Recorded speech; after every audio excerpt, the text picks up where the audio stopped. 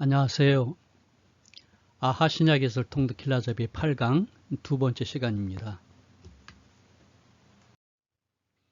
신약예술 통독은 12주에 걸쳐 진행이 되고요. 지금 하고 있는 것은 8강 1차 전도여행과 갈라디아 교회인데 이 내용을 4개로 구분해서 진행을 하고 있습니다.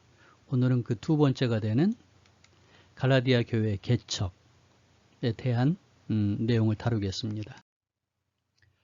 바울과 및 동행하는 사람들이 바보에서 배 타고 밤빌리아에 있는 버가에 이르니 요한은 그들에게서 떠나 예루살렘으로 돌아가고, 이제 본격적인 바울의 갈라디아 지방의 사역을 이야기해야 되겠죠. 버가는 소아시아 남쪽에 위치한 밤빌리아의 고대 도시였습니다. 해안에서 조금 들어간 13km 들어간 내륙에 있는 도시였는데요. 이곳에서는 로마 때 것으로 보이는 체육관, 목욕탕, 성체, 성벽 유적, 극장, 경기장 이런 유적들이 있다고 합니다. 네, 이 사진은 아고라터가 되겠습니다. 아고라에 대한 얘기는 우리 2차 전도여행에서 다시 한번 자세히 다루도록 하고요. 그냥 장터다 라고 생각하시면 좋을 것 같습니다. 여기 이제 분수대 가는 쪽이 되겠고요. 그 다음에 북쪽에 있는 바실리카. 바실리카는 건축 양식을 얘기하면서 교회를 지칭을 하게 되겠죠. 그 다음에 이건 동쪽에 있는 것. 그 다음에 이건 강의 신인 카스트로스 조각상이 있는 분수대입니다. 분수대. 그리고 여기는 운동장 안쪽이 되겠습니다.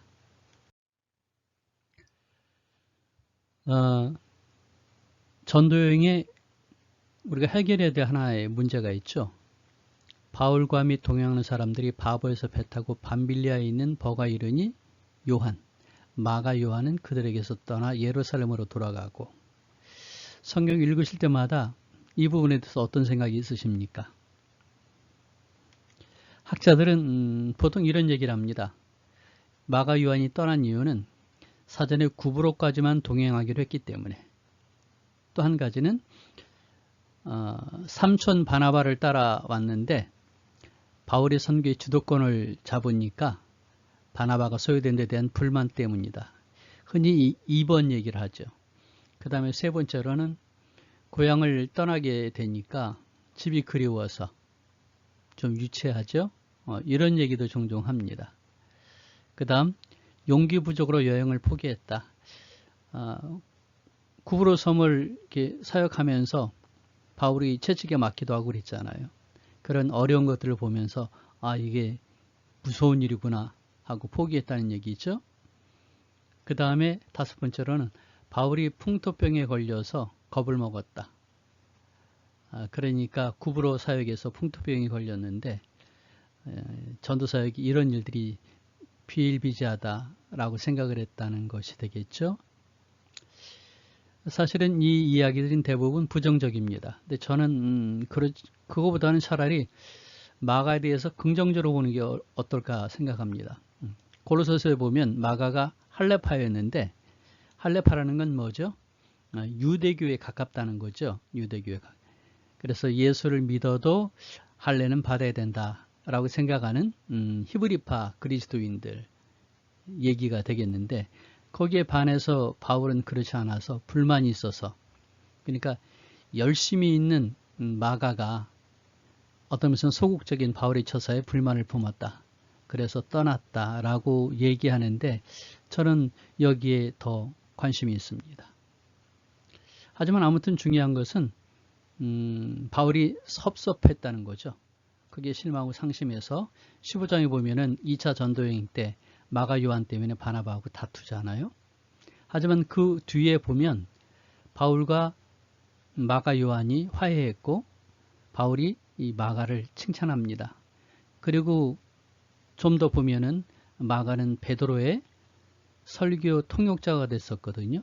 그런 의미에서 보면 마가를 부정적으로 보는 것은 우리가 좀 피해야 할 태도가 아닌가라고 생각을 해봅니다. 네, 피시디의 안디옥. 여기에 수리의 안디옥이 피시디의 안디옥이죠. 여기 보면은 성전곱 회당 연극장이 있었다고 합니다.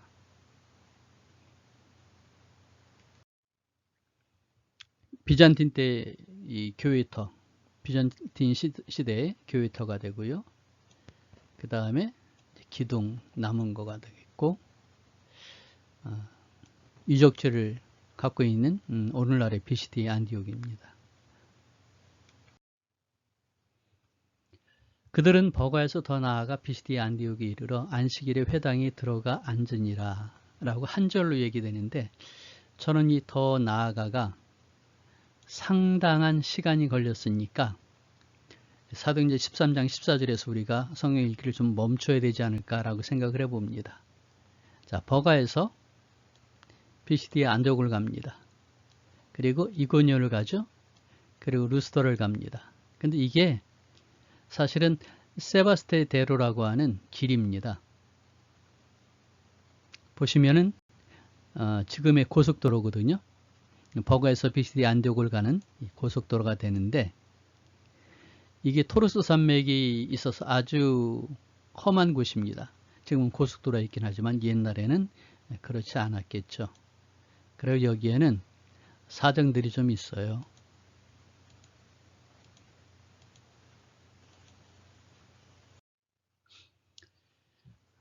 로마가 이제 동쪽으로 진출했는데 소아시아를 정복했지만은 이 해적들이 많았습니다. 그래서 BC 102년에 해적을 격퇴하기 위해서 격퇴하고 길리기아, 밤빌리아, 부르기아, 피시디아에 이제 자유를 가져다 줬는데, 이걸 누가 하냐면 폼페이 장군이 했죠. 그랬는데 아직도 남아 있었던 호모나 데시안이라고 하는 이 도적이 지속적으로 문제를 일으킵니다. 그래서 로마의 안토니 장군이 피시디아 왕에게 토벌을 맡겼는데 그 일을 이루지 못했어요. 결국은 갈라디아 주를 속주를 만들면서 이 호모나 데시안을 격퇴해서 길을 뚫습니다. 우리나라의 경부 고속도로와 같은 거죠. 그래서 이 길이 안디옥에서 밤빌리아까지 이어지게 되는데, 이제 이것을 완공하고 6년이 지나서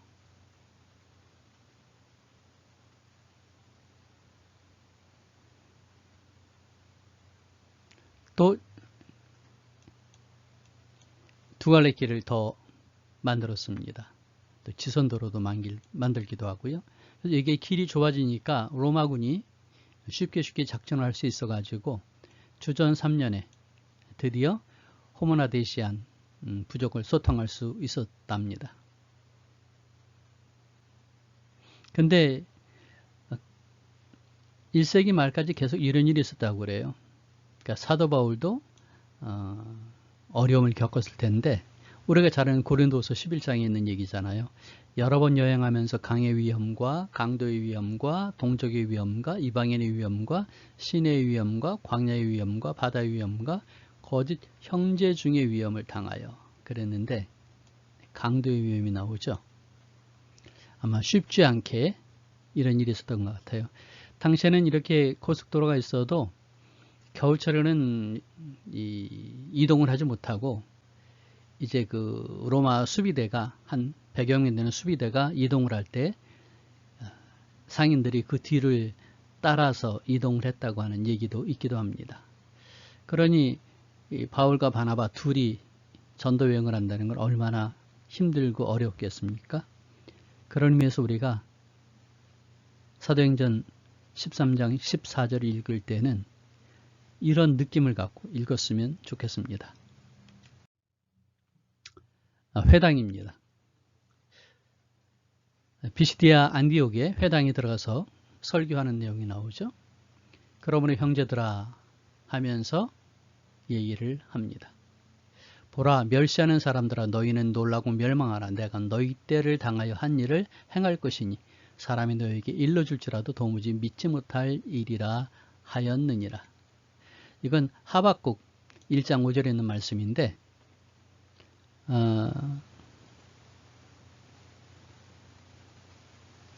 놀라운 일, 바로 예수 그리스도를 하나님께서 보내셔서 우리를 구원을 이루신 그 이야기가 되겠죠. 이 이야기를 했던 이 설교의 대상이 누구냐면 유대인과 유대교에 입교한 경건한 사람들이라고 그러는데 16절에 보면 이스라엘 사람들과 및 하나님을 경외하는 사람 그랬습니다. 그러니까 여기 유대인과 유대교에 입교한 경건한 사람, 우리가 보기에는 두 그룹 같은데 사실은 세 그룹으로 보는 게 더 좋을 것 같아요. 그래서 유대인은 천성적으로 태어날 때부터, 그 다음에 두 번째 유대교에 입교한 이방인, 그리고 또 한 가지 경건한 사람은 유대교에 관심을 있긴 하지만 유대교가 요구한 건 뭡니까? 세 가지 있잖아요. 안식을 지키는 것, 할례, 그리고 음식, 정결한 음식을 먹는 것. 근데 뭐 안식일은 그렇다 할지라도 할례나 또는 그 돼지고기를 안 먹는, 이렇게 정결한 음식을 먹는 자체는 이방인들에게는 어려운 일이었어요. 그렇기 때문에 유대교를 들어가지는 못하지만은 회당 예배에는 참석하는 사람들이 있는데 그 사람들을 주로 경건한 사람, 그렇게 얘기했다는 것이죠. 우리 강의의 마지막 부분에서 이 부분을 한 번 더 다시 얘기해 보도록 하겠습니다. 네, 이것은 아까 보았던 사전 중에 한 부분이 되는데 비잔틴 시대의 교회, 그리고 거기에 보면은 세례하는 곳이죠. 침례.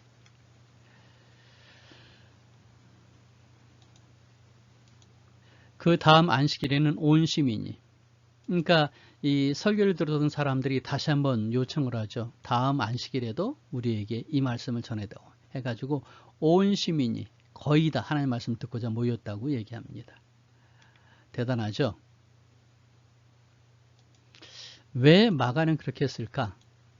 사실은 당시 이 비시디 안디옥에 온 그 성의 시민들을 다 모을 수 있는 회당이 없었지 않았겠어요?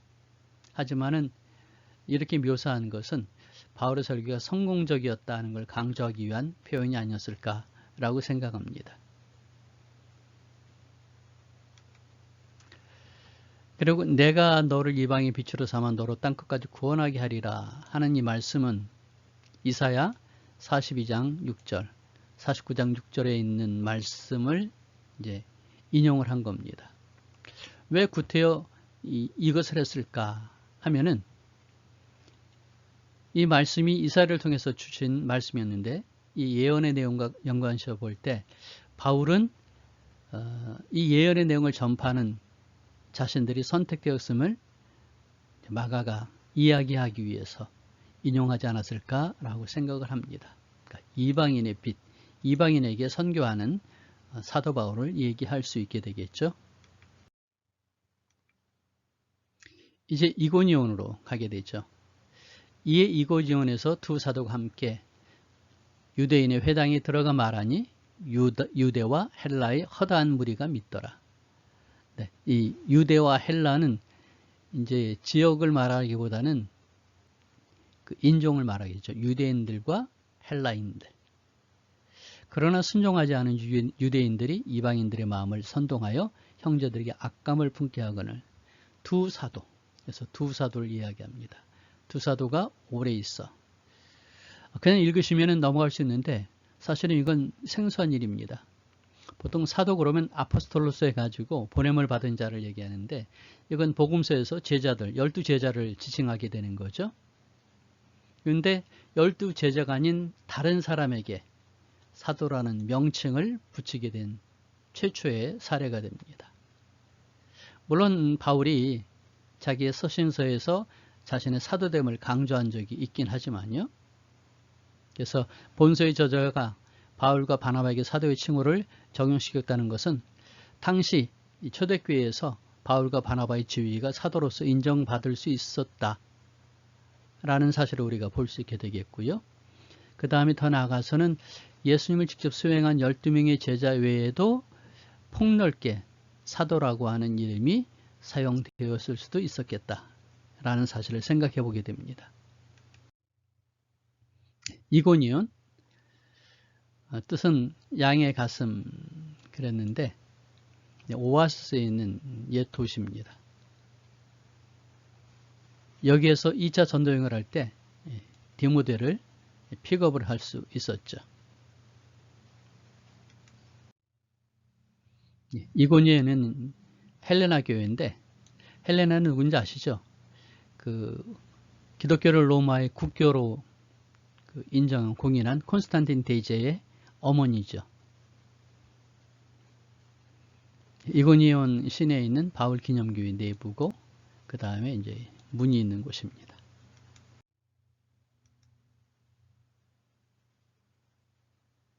루스트라.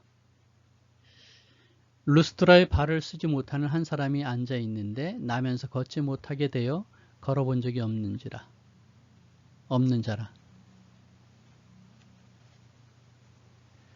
네, 루스트라에 가보면 이런 교회가 있습니다. 이걸 암굴교회라고 그러는데 바위를 깎아서 교회를 만들었죠. 그래서 갑바도교회도 있고 루스트라에도 이런 많은 교회들이 있습니다. 근데 이 돌들은 참 신기하다고 그래요. 파기는 쉬운데 일단 파 놓으면 공기와 접하게 되면 아주 단단하게 된답니다. 그래서 이렇게 건물로 사용할 수 있다는 것인데 이게 각각 하나씩의 교회로 활용을 했다는 것이죠. 자, 환자의 얘기를 하는데 나면서 걷지 못하게 되어 걸어본 적이 없는 자. 이것은 사실은 도중에 된 거하고는 다르죠. 선천적인 이런 다리가 장애가 있는 사람은 사실은 고치기가 어려운 거죠. 근데 왜 이것을 했을까 하면은 베드로와 요한에 의해서 미문에서 고침받은 안진뱅이 이야기 나옵니다. 이 안진뱅이도 태어날 때부터 안진뱅이였거든요. 그래서 이 두 사건의 의미를 둔다고 한다면 첫째, 베드로처럼 바울도 안진뱅이를 고침으로써 동등한 사도권이 바울에게 있다 하는 걸 암시하는 것이고, 두 번째로는 베드로는 미문에 있는 유대인, 바울은 이방인, 치료한 사실을 대비시킴으로써 이방인을 위한 사도로서의 바울을 부각하고 있는 것이 아닌가라고 생각할 수 있습니다. 자, 루스트라. 여기가 이제 이고니온이죠. 여기가 비시디 안디옥이고 이렇게 이고니온에서 가깝습니다. 루스터로 알려진 지역이 구릉 지역이고요. 들어가는 초유입니다. 무리가 바울이 한 일을 보고 루가오니아 방언으로 소리질러 이르되 신들이 사람의 형상으로 우리 가운데 내려오셨다 하여 바나바는 제우스라 하고 바울은 그 중에 말하는 자이므로 헤르메스라 하더라 그랬는데, 제우스가 있고 그리고 헤르메스죠. 그런데 왜 구태여 이런 얘기가 나올까요? 루스드라에서 전설이 있기 때문에 그렇습니다.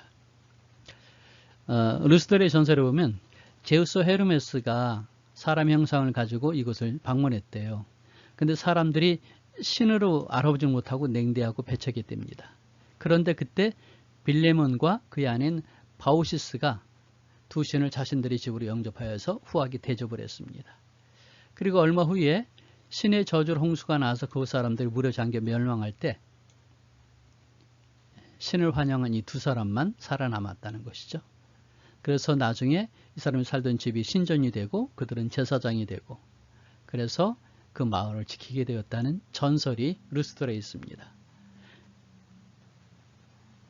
그런데 보니까 바나바가 풍채가 좋으니까 제우스라고 그러고, 그리고 바울이 말을 잘하니까 대변자로서의 헤르메스라고 했다는 것이죠. 보시면 이 제우스입니다. 이 헤르메스고, 그래서 헤르메스는 제우스의 아들입니다. 본처는 아닌데 아내인 헤라 여신이 질투하지 않은 아마 첫 번째 낳은 혼의 자식이어서 그랬는지 모르겠어요. 그래서 둘이 붙어 다닙니다. 날개 달린 모자를 쓰고 샌들을 신고 지팡이를 들고 그리고 아버지를 비서실장처럼 따라다닌다는 것이죠. 시외 제우스 신당의 제사장이 소와 화환들을 가지고 대문 앞에 와서 무리와 함께 제사하고자 하니 소를 소는 황소라고 얘기하고요. 그 다음에 여기 화환 그랬는데 개혁성경 화관이라고 그랬습니다. 그래서 개혁성경과 개정개혁이 약간의 차이가 있는 것을 이렇게 볼 수 있습니다. 두 사도 바나바와 바울이 듣고 옷을 찢고, 그러니까 바울, 바나바가 되겠죠? 신으로 두 사람을 섬기려고 하니까, 그죠? 소하고 화관이 있습니다. 그러니까 옷을 찢고 무리 가운데 뛰어들어가서 소리 지르면서 여러분과 같은 성정이다 라고 얘기를 합니다. 자, 옷을 찢고 무리 가운데 뛰어들었다는데 이것은 참을 수 없는 울분과 비통한 심정, 또 절망과 증오 이런 걸 나타내주는 유대인들의 전통적인 습관의 모습입니다. 그러니까 바울과 바나바의 단호한 의지를 보여주는 거죠. 그 다음에 성정이라고 그랬는데 이건 나나 여러분들이나 다 사람이다 그런 얘기죠. 신이 아니고 호모이 오파데이스 그랬는데 동일한 본성 그런 의미로 사용이 됐는데 사람의 몸을 취했으나 인간과 본성이 다른 신적인 그런 존재는 난 아니고 인간의 본성을 가지고 있는 존재다 하는 얘기를 했다는 것이죠. 자, 이렇게 되니까 이제 사람들이 바울과 바나바를 따르게 되죠. 말씀을 듣고. 그러니까 저쪽에 피시디아 안디옥, 이고니온에서 도시락을 싸가지고 반대자들이 여기까지 찾아왔습니다. 그리고는 무리를 충동해가지고 돌로 쳐서 죽입니다. 그리고 시외로 끌어서 내친다고 그러죠. 자, 시외 버스가 옛날에 있었을까요? 자, 보시면 개혁성경엔 성밖이라고 그랬어요. 근데 개정개혁은 시외라고 그러네요. 영어로는 시티가 되겠죠. 그러니까 영어로 볼 때는 시외가 뭐 괜찮겠습니다. 하지만 이 그림을 보시는 것처럼 옛날에 그 마을들은 성으로 둘러싸잖아요. 도시들은. 그러니까 차라리 성밖이 낫지 않을까 생각을 합니다. 자, 보시면은 스데반이 돌로 맞아 죽었죠. 근데 이 스데반은 성 밖에서, 왜냐하면 이게 이제 돌로 쳐서 죽이는 것은 이 죄인을 벌하는 것이기도 하지만 이게 정결한 모습이 아니잖아. 피를 흘리는 거니까. 그래서 성 밖에서 해야 되거든요. 유대 율법으로 보아서는. 근데 바울은 성 안에서 돌에 맞았어요. 이 말은 뭐냐면 그럴 만큼 절차를 무시했다는 것이죠. 화가 났다.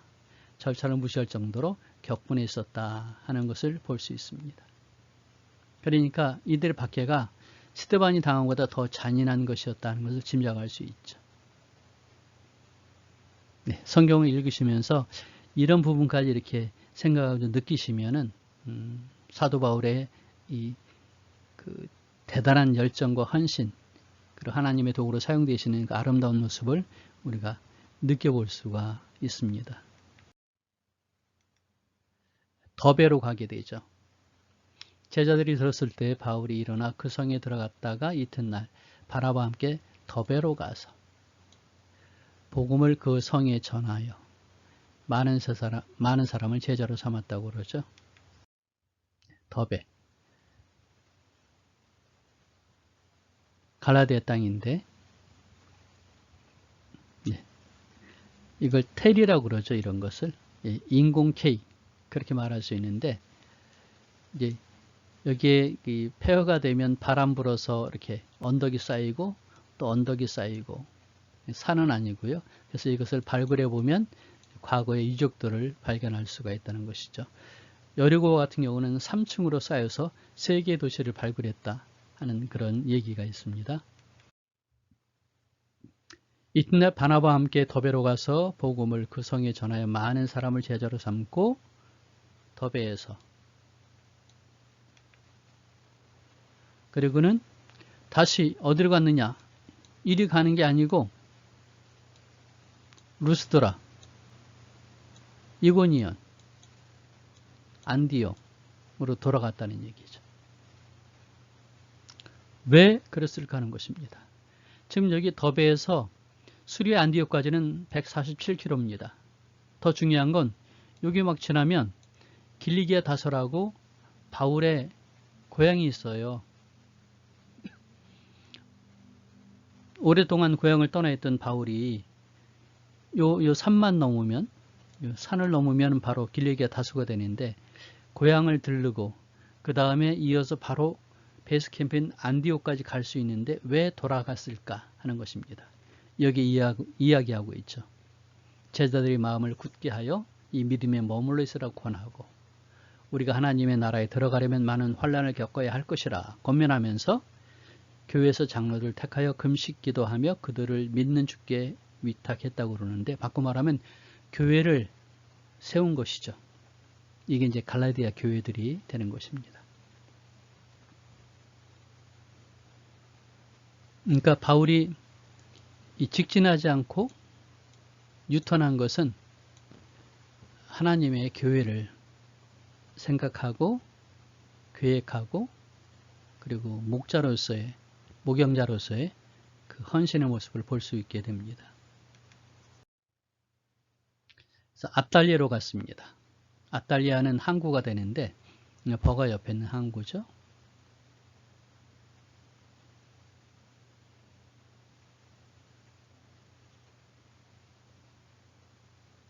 전도행지에서 이렇게 교회들이 있습니다. 기념교회들이. 자, 다시 한번 보시면은 안디옥에서 파송을 받았죠. 총독 서기오 바울이 회심을 했죠. 유대인들의 강력한 반대에 부딪히죠.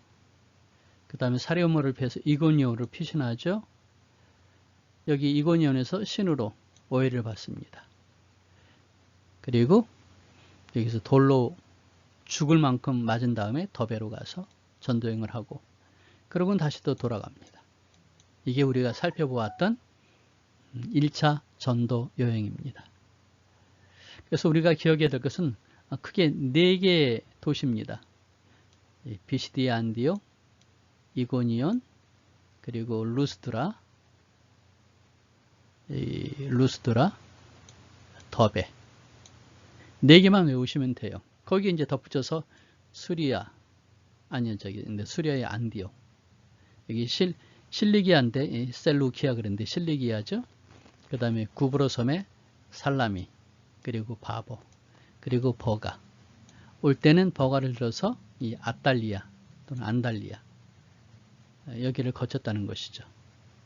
그러니까 기본적으로 4개의 도시, 거기다 또 4개를 더하면, 4개에서 5개를 더하면 1차 전도여행의 그 여정을 우리가 기억할 수 있습니다.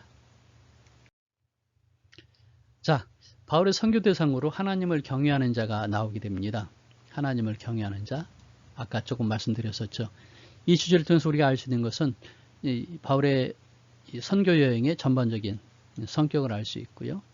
그 다음에 15장에 있는 예루살렘 회의, 여기에 대한 신학적인 역사적인 배경을 볼 수 있겠고요. 그 다음에 이제 기독교의 독자적인 분리가 시작된다는 것을 알 수 있는 그런 중요한 단서가 됩니다. 네, 성경에 보면은 백부장군을 여는 의인이여 하나님을 경외하는 사람이라. 바울이 일어나 하나님을 경외하는 사람들아 들으라.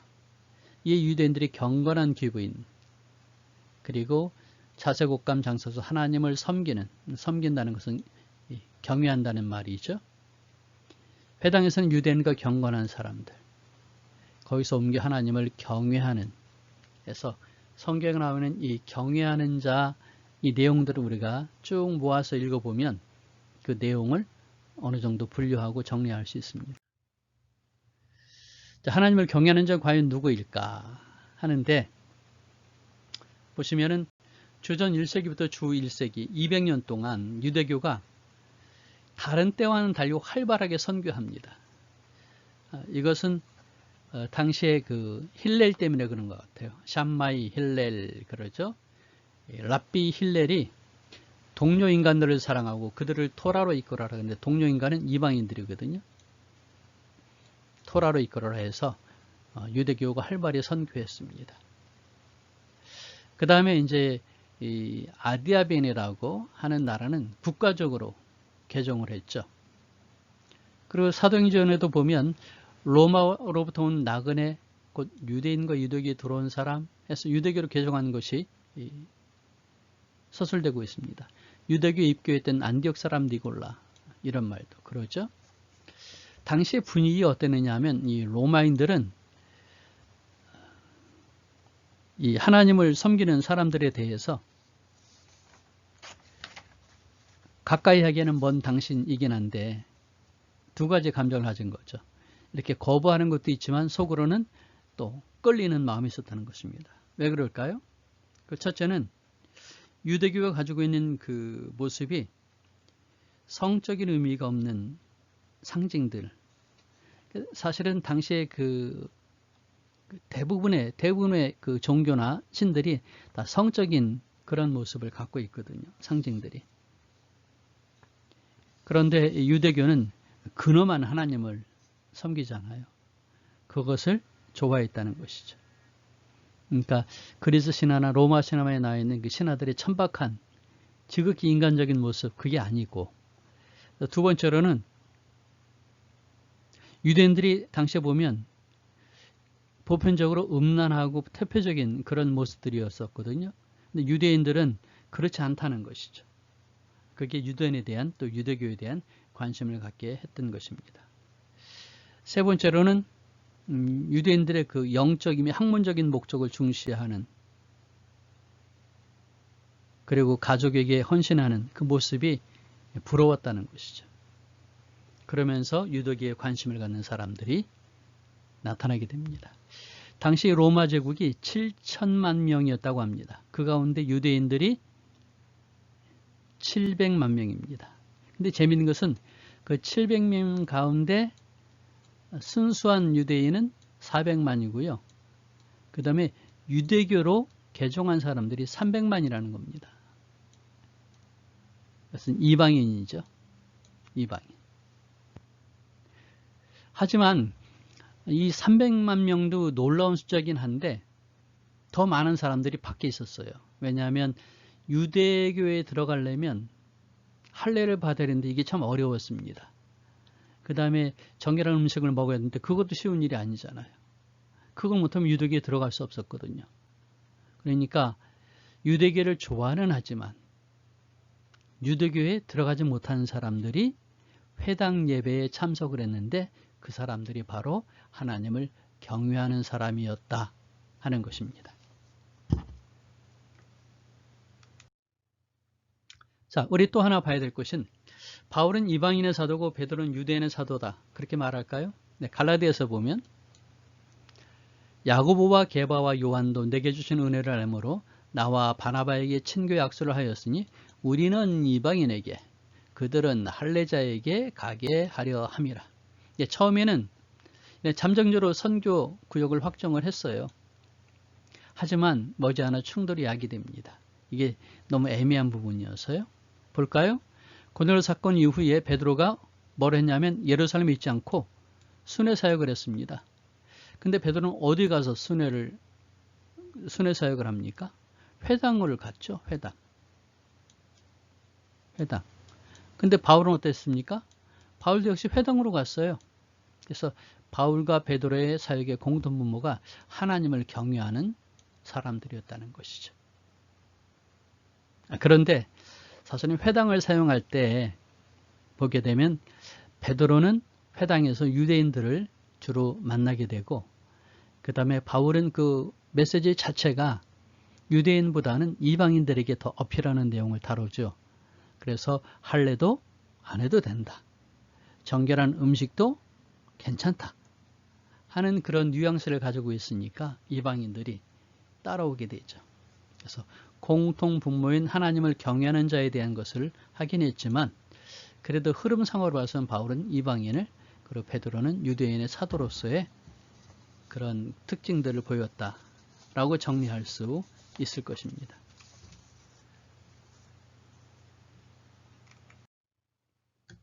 네, 강의를 마치겠습니다.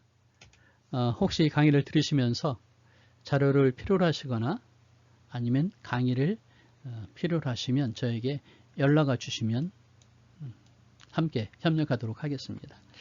오늘 강의와 연결이 되는 자료들 좀 필요할 것 같아서 제가 이런 자료를 준비했습니다. 오늘 강의한 내용들 좀 풀어서 설명한 내용들이 되겠죠. 그래서 여러분들이 다음에 있는 청소년 교육선교회 카페에 들어오시면은 여기 동영상이라고 하는 이 폴더에 이전 동영상들이 다 있습니다. 그래서 클릭하시면 유튜브를 통해서 동영상들을 다 볼 수 있겠고요. 또 방금 소개해드린 그 자료들도 여기 해설 통독 자료라고 하는 이 폴더 안에 있습니다. 7강 5번째 부속 강의 자료 마찬가지죠. 그래서 많은 자료들이 이 안에 있는데 벌써 7강 했는데 104개가 되네요. 네, 신약 12강이 마치게 되면 아마 한 170, 80개 아니죠. 한 200개 정도 되는 자료들이 들어갈 수 있을 거라 생각합니다. 네, 이 다음 카페에 오셔서 많은 자료를 활용하시면 좋겠습니다. 네, 함께 해주셔서 감사드리고요. 우리는 다음 강의에서도 만나도록 하겠습니다. 샬롬.